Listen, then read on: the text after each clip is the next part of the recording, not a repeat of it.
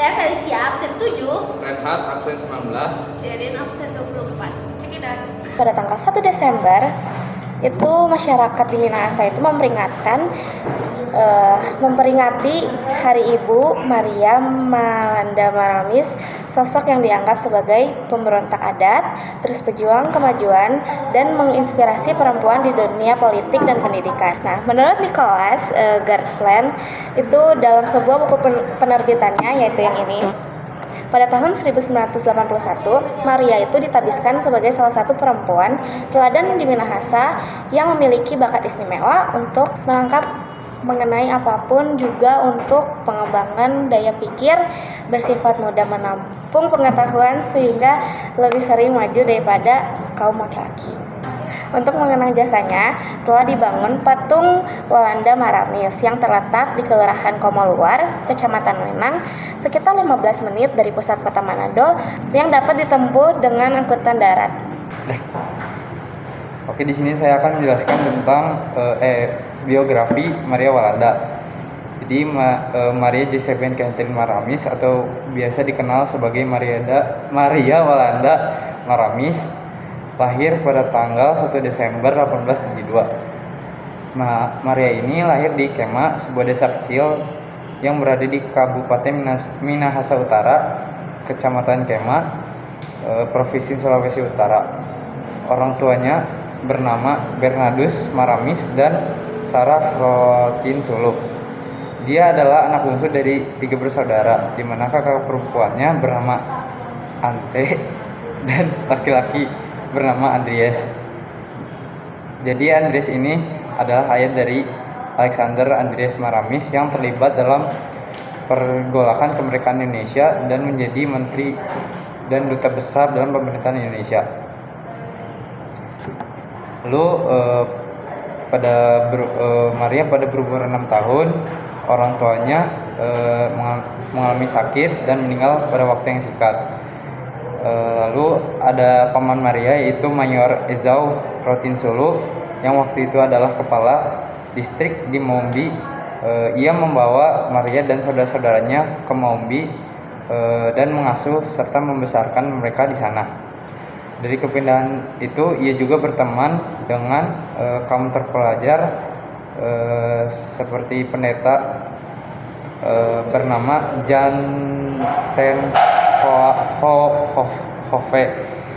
Maria beserta kakak perempuannya dimasukkan ke sekolah Melayu di Maumbi.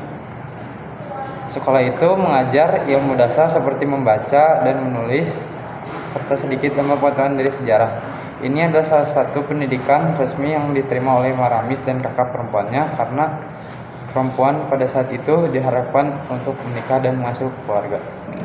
Jadi di sini saya akan menjelaskan mengenai organisasi yang didirikan oleh Maria Walanda Maramis pada tahun 1917. Jadi pada tahun itu Maria Walanda Maramis itu mendirikan organisasi yang bernama PIKAT. PIKAT itu singkatan dari percintaan ibu kepada anak temurunnya. Jadi di organisasi ini tuh Maria Walanda Maramis itu ingin lupa. Jadi PIKAT itu merupakan organisasi kewanitaan pertama di Minahasa. Jadi sebagai langkah utama untuk mewujudkan cita-cita dari si PIKAT ini, Maria Walanda Maramis itu mendirikan sekolah pada tahun 1918, tepatnya pada tanggal 2 Juli. Dia mendirikan sekolah rumah tangga atau bahasa Belandanya huishoudschool. Pada sekolah itu, Maria Walanda Maramis itu membagikan ilmu-ilmu mengenai hal-hal yang diperlukan seorang wanita atau ibu rumah tangga, seperti contohnya memasak, menjahit, membuat kerajinan tangan, dan merawat bayi. Nah, di organisasi PIKAT ini pun dan di sekolah ini tuh persyaratan untuk masuk sekolah itu adalah sudah tamat sekolah dasar. Kemudian peran PIKAT yang selanjutnya adalah membangun kesadaran perempuan akan pentingnya kesehatan. Selanjutnya itu ada mendorong perempuan untuk berbagi keterampilan dengan sesama. Jadi dengan didirikannya sekolah tersebut, perempuan-perempuan itu kan belajar bareng. Jadi ntar ada yang lebih jago nih masaknya, mereka juga bagi ilmu ke yang lain. Terus ada yang lebih jago menjahitnya, bagi ilmu ke yang lain. Selanjutnya itu memperluas pengaruh pikat ke berbagai daerah di Indonesia.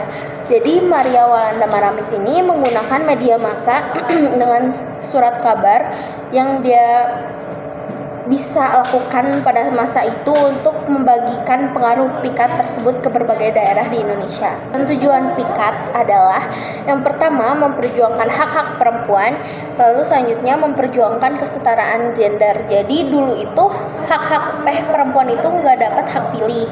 Jadi Maria Walanda Maramis ini terinspirasi dari Ibu Raden Ajeng Kartini untuk lebih semangat memperjuangkan kesetaraan gender wanita kayak gitu. Lalu yang selanjutnya memberdayakan perempuan, menanamkan nilai-nilai penting dalam menjalani peran sebagai ibu dan anggota keluarga. Jadi kan kalau pikat sendiri udah jelas dari awal disebut percintaan ibu kepada anak temurunnya. Jadi di situ tuh diajarkan bagaimana cara menjadi ibu yang baik, ibu rumah tangga yang baik gitu. Lalu membuka kesempatan bagi perempuan untuk mendapatkan pendidikan dan keterampilan, membuka kesempatan bagi perempuan untuk mendapatkan hak politik. Hak politik itu ya berupa yang tadi, hak pilih, hak suara kita tuh. Jadi kan sekarang para wanita juga bisa menggunakan hak pilihnya gitu.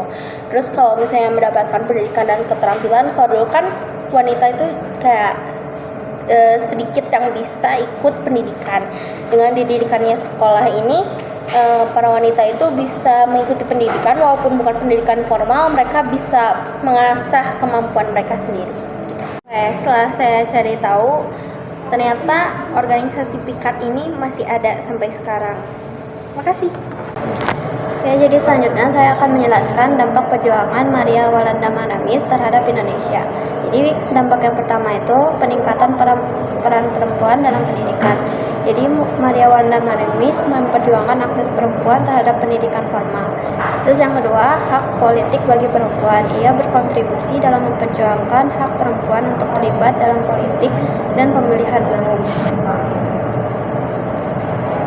Lalu yang ketiga, inspirasi bagi gerakan perempuan Indonesia. Jadi perjuangannya menjadi inspirasi bagi organisasi perempuan di Indonesia seperti Kongres Perempuan Indonesia yang pertama pada 1928.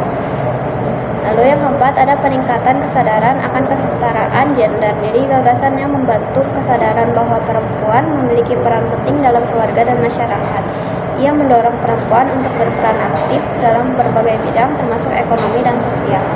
Jadi, Maria Walanda Maramis itu meninggal pada usia ke-52 tahun, tanggal 22 April 1924 di Manado, Sulawesi Utara.